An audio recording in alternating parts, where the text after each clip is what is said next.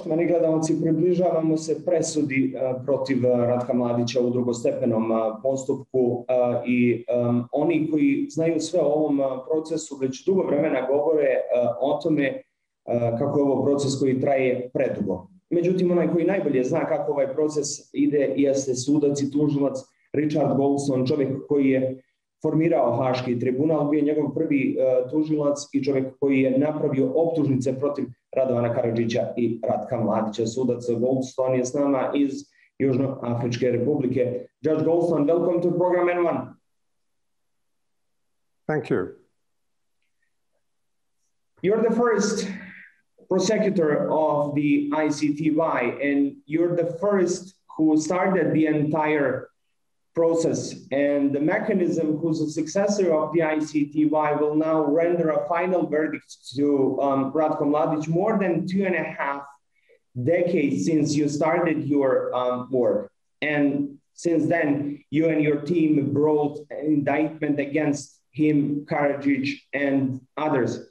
What is your reaction today on those 25 years, but also what do you expect from the judgment in Mladić's case? Right. Well, let me start at the end. I'd be very surprised if there's any success in Mladić's appeal. I think the evidence was very clear and overwhelming, and the sentence was clearly the correct sentence. Mladić was found guilty of committing the worst genocide since World War II. And the maximum punishment of life imprisonment is what was appropriately handed down to Mladić. Obviously, it's disappointing that it's taken almost 26 years since I issued the first indictment against Mladić to come to this stage. And obviously, I sympathize with the victims, and some of them are no longer alive. But that was caused by situations that are very well known, particularly in your region of the world. In particular, the fact that Mladić and Karadžić were in hiding in the case of Mladić for 16 years. It was only then that he was brought to The Hague for trial. There were delays caused by illness. And of course, there were more recent delays with regard to the appeal caused by the pandemic that we have all suffered. So I don't think blame can be laid anywhere in particular. I think with the best will in the world, it couldn't have been quicker. As I say, that I understand the frustration of the victims, but justice is very often a slow process, and that's the nature of the beast.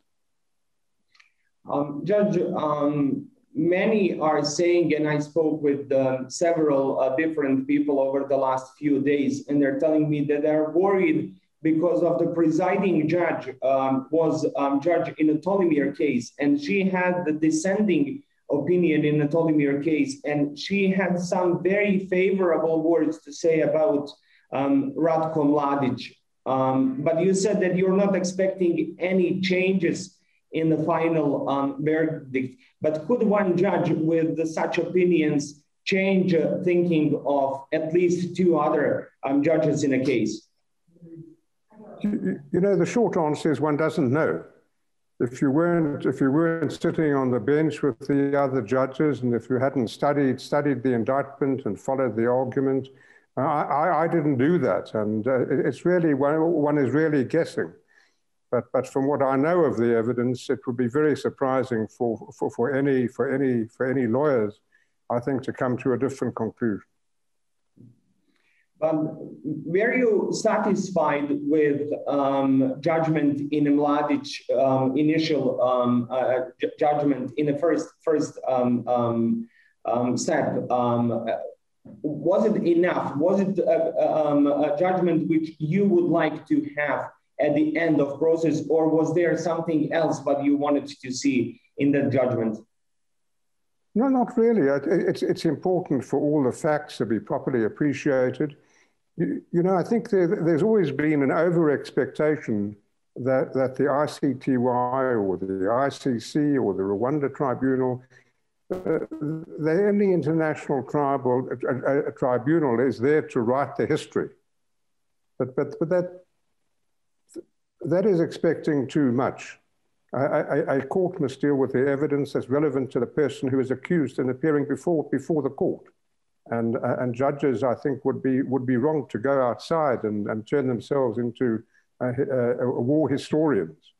And so it would be important. I would certainly expect all of the facts relating to the crimes for which Mladić is found guilty should be very well explained. In particular, the genocide in the vicinity of Srebrenica in 1995. It would also, I think there was also a strong case, and I know that the prosecutor appealed also. Mladić was acquitted, was found not guilty of other genocides committed in other parts of Bosnia and Herzegovina. There seems to me to be relevant evidence in that regard too. It was a matter that also came before the International Court of Justice. But certainly, I don't know sufficient to have any anticipation one way or the other. Let me say that I would be very happy if the prosecutor's appeal were to succeed next week. You said that many have expected too much from this process and from ICTY. Was that because we were expecting something historic like the Nuremberg cases, or we were just over-expecting as usual here in the Western Balkans? No, I think you know, I don't think there's anything peculiar. I think one has to be patient, and I think one has to wait and see what happens in the next week. Mm-hmm. Now, in the other case, Radovan Karadzic is already sent to the prison in United Kingdom to serve the rest of his life sentence. But many here in the Western Balkans are claiming that that was done because international community and a court and everybody else wanted to push him away from his family and to keep him away from his closest. You know how the process works because you established that process. So why, for example, Radovan Karadzic is sent to country like United Kingdom? We know that in other cases, like in a Krstić case, he was also sent to United Kingdom at the start of his sentence. You know, the only reason, as far as I'm aware, is that the United Kingdom offered its prison to the tribunal, to the ICTY or to the MICT, and I think it's really far-fetched, if not ridiculous, to suggest that the judges chose the United Kingdom as an additional punishment of Karadzic. I don't believe that any honest and rational judge would choose a prison in a country as an additional punishment of the person who is sent. Karadzic is now serving a life sentence, and that's his punishment. As far as I'm aware, no other countries offered their prison. If there was a competition, if other countries nearer Serbia or Bosnia offered their prison, that would be another matter.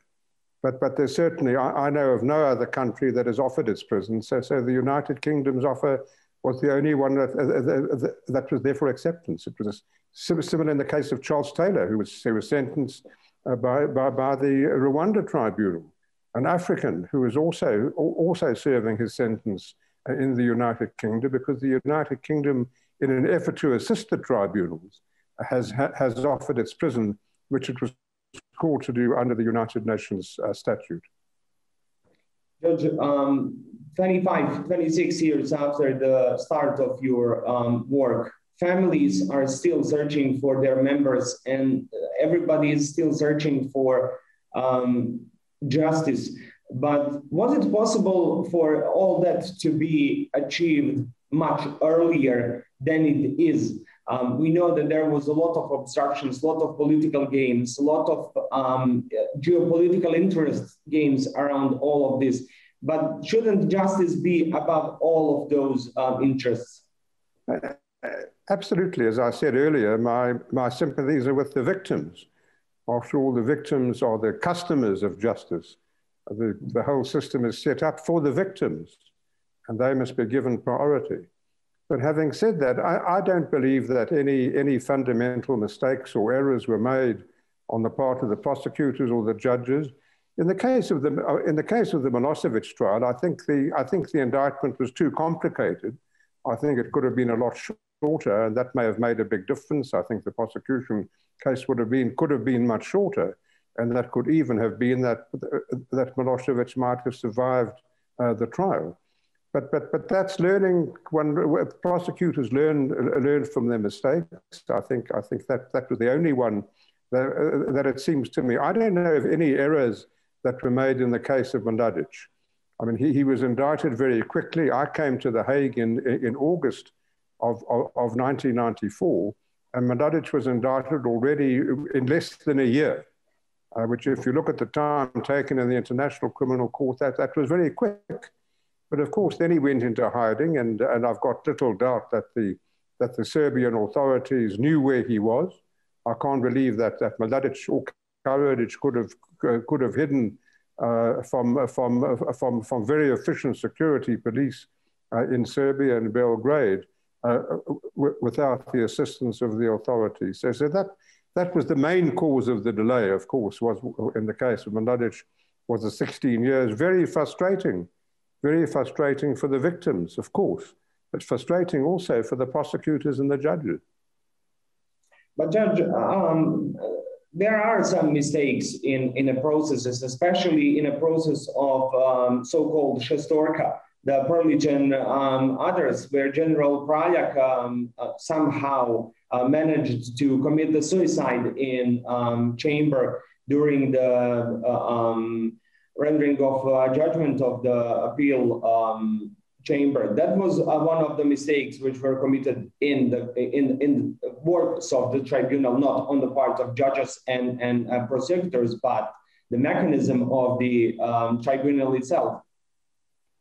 Now, you know, without knowing the facts, it's really impossible for me to comment. I left the tribunal almost 2.5 decades ago, some 25 years ago, and obviously I follow what happens in the cases, but not in the same detail that I would if I was still on the job. So it's very difficult. I would be guessing and not basing my comment on any facts that I know. Now, the ICTY is, we could say, gone to the history, pages of history. There is only one case, Simatovic and Stanisic, which is by some accounts the longest court case ever, because it's going on and on and on. But should we expect to see in the future more tribunals or courts like this to deal with justice in different areas, such as we saw that in case of Bosnia or Yugoslavia and Rwanda? But should we expect to see these models to pop up again sometimes in the future? Well, you know, it's a complicated question because, as you correctly say, justice should be the highest consideration and justice for the victims. But of course, it all depends on the politics. When I came to The Hague in August 1994, the problems I faced were political problems, not legal problems. Political problems in getting the tribunal set up and getting staff working within the United Nations very bureaucratic system, getting the cooperation of governments, getting first the UN and later the NATO forces to agree to arrest people who we'd indicted. In the beginning, they refused to do that. Mladić and Karadzic could have been arrested in 1995 if there was the political will on the part of, particularly on the part of the United States Army. But their attitude was it wasn't their job to arrest people. They said, we're not police officers, we're military officers. So there is that politics. But having said that, the ICTY, I have no doubt, was fundamentally successful in doing the work that was given to it by the Security Council. It was sufficiently successful to get the Security Council to set up the sister tribunal for Rwanda in 1994. And they were sufficiently successful also to lead to the Sierra Leone special court. And that all led and encouraged the establishment of the International Criminal Court. We know the International Criminal Court has also had problems, and there have been political problems. Politics in Africa and politics more recently with the United States issuing sanctions under the Trump administration, withdrawn by the Biden administration. And very recently, I chaired an independent expert review into the International Criminal Court that was set up because of complaints about inefficiencies and length of time. And we have made over 350 recommendations, which are now being very seriously considered by the Assembly of States Parties, the 123 nations who are party to the ICC.